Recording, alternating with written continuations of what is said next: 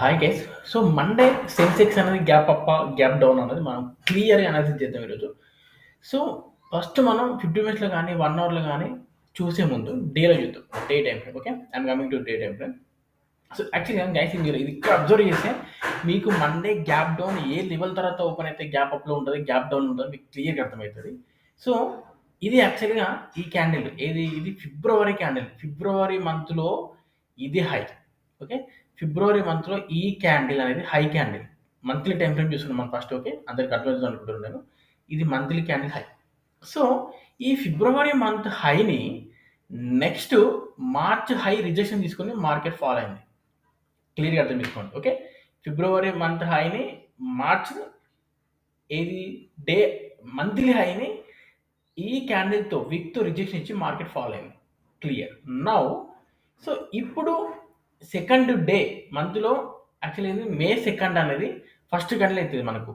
ఏది మే 2 ఈ క్యాండిల్ అనేది మే మంత్ యొక్క ఫస్ట్ క్యాండిల్. సో, మనకిక్కడ నెక్స్ట్ ప్రీవియస్ మంత్ ఏమైతది? ఏప్రిల్ అయితది. సో, ఈ ఏప్రిల్‌లో ఏది హై క్యాండిల్? మంత్లీ హై అంటే ఈ క్యాండిల్ అనేది మంత్లీ హై. సో, ఈ మంత్లీ హై అనేది మనకు రెసిస్టెన్స్ లాగా కూడా వర్క్ అయితది. అదందరికి మీకు తెలిసిందే. సో, ఇక్కడ ఈ మంత్లీ హైని ఫస్ట్ అంటే మేలో ఉన్న ఫస్ట్ క్యాండిల్ ఏదైతే సెకండ్ డే రోజు పడిన డే క్యాండిల్ ఉందో ఇది రిజెక్షన్ తీసుకొని కిందికి ఫాల్ అయింది. ఓకే. ప్రీవియస్ మంత్ యొక్క హైని ఈ మంత్ మే మంత్ యొక్క ఫస్ట్ క్యాండిల్ రిజెక్షన్ తీసుకొని ఫాల్ అయింది because of the selling pressure. ఇప్పుడు చూద్దాం మనం.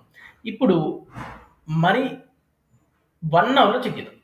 చూడండి. ఎగ్జాక్ట్‌లీ 1 అవర్‌లో కూడా బయింగ్ ప్రెజర్‌తో పైకెళ్ళి మళ్ళీ ఎగ్జాక్ట్‌లీ రిజెక్షన్ తీసుకొని ఫాల్ అయ్యి ఏదైతే ప్రీవియస్ మంత్ హై ఉందో అక్కడే వచ్చి ఆగింది మార్కెట్.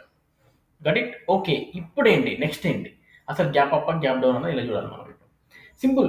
ఒకవేళ ఈ లెవెల్ పైన మార్కెట్ ఏది 8650 ఆర్ 8668 668 కావచ్చు అండ్ 678 ఇది ఇంకా వాలిడ్ 678 నేను టెక్నికల్‌గా చెప్తున్నా 678 సరే 76 ఆర్ 78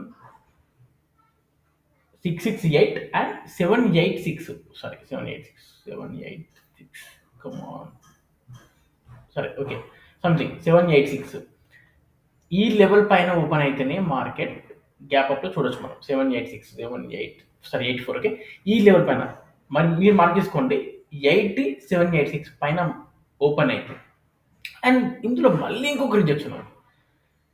8952 కూడా ఒక రిజెక్షనే మళ్ళీ 8952 ఓకే. ఇది కూడా ఒక రిజెక్షన్. ఈ రెండు బ్రేక్ అవుతే ఎస్టర్డే యొక్క హైకి వస్తుంది మార్కెట్. ఎస్టర్డే హై బ్రేక్ అయితే ఇంకా వ్యాలిడ్‌గా మనం బుల్ మూవ్‌మెంట్ అని చూడొచ్చు.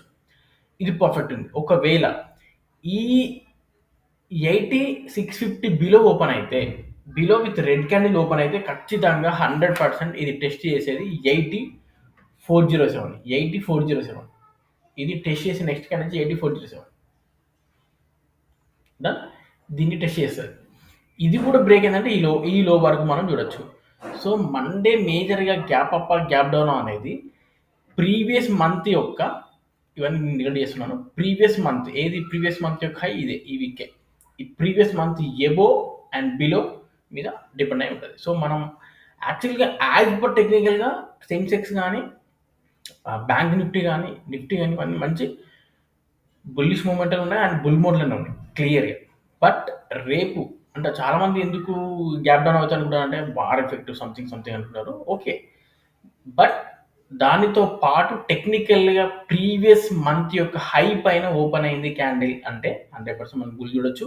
బిలో ఓపెన్ అయితే నేను ఎగ్జాంపుల్‌తో పాటు చూపిస్తాను మీకు.